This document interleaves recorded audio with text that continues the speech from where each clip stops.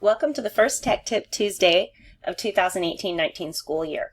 Every Tuesday you'll receive a new tech tip in your email inbox. We also post all of our previous tech tips on our EdTech website. Today's tip is all about how to reset student passwords. Student passwords do not automatically get reset over the summer, so the password that they had when they left school from the summer will be their same password. Many will probably not remember that password, so we've made it possible for every teacher to be able to reset passwords. So to reset student passwords, go to the website linked in the email that we sent out today. It's also here on the screen. And then click on Student Management. Once you're in Student Management, you should be able to see the schools that you work at.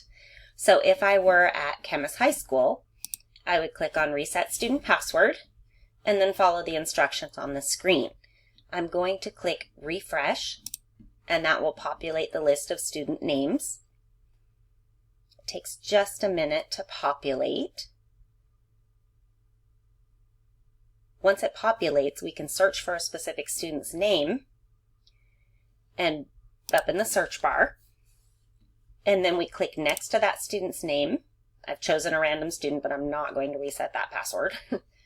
Then they can type in a new password, and usually I have the student type in the password. The parameters for the login is that they just need to be 8 characters long. They can be 8 characters or longer. Once a student has typed in their new password, then just click Submit, and it takes between 90 seconds and about 3 minutes to reset, and then students should be able to log into their Chromebooks. And just a final reminder that student logins are their Camas School District email, which is firstname.lastname@csd117.org. And then they can use the password that they just reset.